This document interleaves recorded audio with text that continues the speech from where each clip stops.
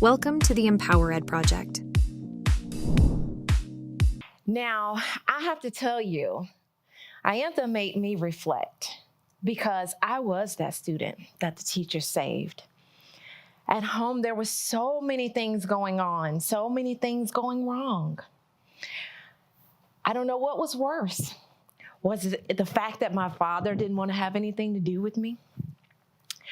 Maybe, just maybe, the fact that there was a guy who would take my innocence away from me, and he had the same name as my father.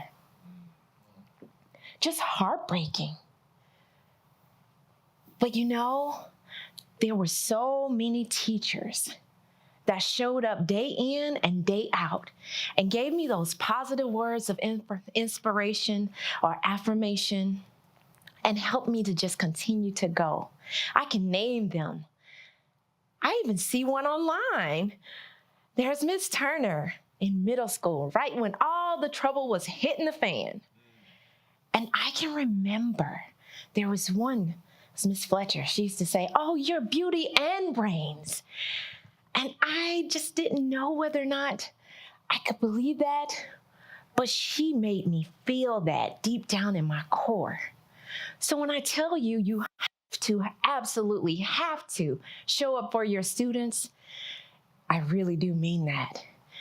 And I want you to know, even though once you get on and, you go through your day, you have all these things that you have to deal with, and burnout is real. You get tired, things happen, and you want to give up. But remember that little girl who's trying not to give up on her dreams and show up for her because she really, really needs you. Sometimes the anxiety, it just shows up. It just creeps up. Sometimes we don't even know where it came from. You might be having a great day and then all of a suddenly, boom, there it is. You're sad and you can't explain it. Or maybe you're unmotivated for whatever reason. But there's this thing called emotional exhaustion. And that is the crux of burnout. Now, you may say, well, Shavonne, what are you talking about? Burnout is real. And sometimes it just appears and we have no idea where it came from. But it is imperative that we recognize it and that we do something about it because it causes illness. It causes fatigue. It causes the brain fog where we're not really sure what we're doing or why we're showing up or not even wanting to get out of bed. I know because it did. It happened to me. Behavior change is hard. I don't care how you look at it. We all know that we should be working out, like Iantha said, right? And I have committed to doing that. It was hard to get there, but I have actually gotten consistent where I'm showing up day in and day out trying to be there because I know that my future health, it starts when? It starts now. So it's imperative that we continue to show up for ourselves. And I'm going to tell you, there are a few little things that you can kind of tend to that'll help make that easier for you. Michelle Seeger, she wrote a book about the joy choice. And there's this thing called the trap. She refers to it as temptation, rebellion, accommodation, and perfection. Those are the 4 things that really get us distracted in some shape, form, or fashion. Well, I'll tell you, I'll be honest. I am a recovering sugar addict. I love me some sweets. And I know I shouldn't eat those processed Cheetos because they're not good for me and they'll tear up the inner lining of my stomach, but it's just something about them that calls my name. I could just go to the store and buy a bag of them, and they're expensive, y'all, $5 a bag. My husband sees them and he goes, "I thought you weren't eating those anymore." And I'm like, throw them away. I'm like, throw them away? I just bought those for $5. You really want me to throw it away? He's like, yeah. And oh my gosh, Swiss Petite Fruits. I don't know if you guys remember these candies or have ever seen them, but let me tell you, they are addictive. I used to go to Rich's with my grandmother back in the day, and we would get me some candies. They're like runts on steroids is what I like to say. And oh my gosh, with every scrumptious bite. They are just delicious to die for. And then I don't know whose bright idea it was to put vanilla in already flavored cherry vanilla Coke, but they are so. Now, recently I actually had one because they stopped selling them and changed up the flavor to now they have spice. So my husband found some at a Walmart and he brought it and put it in the refrigerator. And I was like, you tempting me, aren't you? You just trying to test me. I said I had given up the sodas. I did. Come on, leave me alone. And sure enough, that soda stayed in there probably for about 4 weeks. And then I broke down and I had the soda. And guess what? It wasn't good.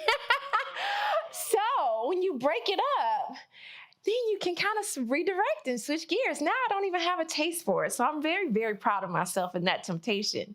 But now when you're out and you're doing things, sometimes like even if you're in the grocery store and you're, if cookies are your thing, you might have to walk down the aisle. If the cookie's over here, looking this way, right? So you can avoid that temptation. What about rebellion? Oh my gosh. I could be so rebellious over the last few years. And I do remember when they closed the gyms down for COVID. And I was just thinking, what in the world am I going to do? Because I had just started to learn how to swim all over again. Because I could swim, but I'd have to hold my nose and, go under, close my eyes and come back up. But I was determined. I am going to swim and I'm going to be able to come out of the water and take my breaths. And I got really good at it until I wasn't. But I kept practicing. And so now I'm pretty sufficient and efficient. But I only turned to one side for my breaths. So I was like, okay, I got this. But I didn't stop. And that's the key. It's to keeping going, even when you don't feel like it. You'll see there, usually I'm just always up, getting about my day, doing things for everybody else. And I was like, you know what? I just feel like I want to just lay here. I don't want to get up. And that one time, it's okay because maybe you just need that awareness so that you can take care of yourself in that moment. We all have those days. And you show up for everybody else day after day. But the key is to be mindful. Remember who you are and why you're there. Because most of you started teaching because it was a passion. You wanted to show up for your students. You were like, I can make all the difference. And guess what? You can. You do. And you will, as long as you show up and take care of yourself first. Because if you're not there for you, then how in the world will you be there for your students? Now, I don't know about you, but if I saw these bright eyes, London, Frankie, and Lauren, they're always asking, Mommy, Auntie, can I, would you? And I'm always trying to please and accommodate. It's hard because you have all the administrators coming your way, all the students, you have your friends. Hopefully you have friends and you haven't neglected them. And if you haven't, I would encourage you, take a moment. Get back to your friendships, build them, because that human connection is what we need in order to be fulfilled as individuals. That's why COVID was so hard for all of us. Accommodate yourself at times, making sure that you're showing up so that you can be there for yourself. Now, perfection, that's one of those things. I will say, I was a perfectionist. I'm no longer a perfectionist. Woohoo, yes, I can clap to that. But you can see here, this is my in-body when I first started working out back in 2019. And I would track it because, if you don't track it, it doesn't get measured, right? So I tracked it, and it was very interesting because when I look at the times when I kind of fell off of my routine, it was because I wasn't seeing the progress that I thought I should have seen at any particular time. And so when I gave myself permission to say, you know what? It's okay that you haven't necessarily reached the goals that you've had for yourself. The fact that you're continuing to show up, That is what matters. That consistency is going to get you to your goal. Because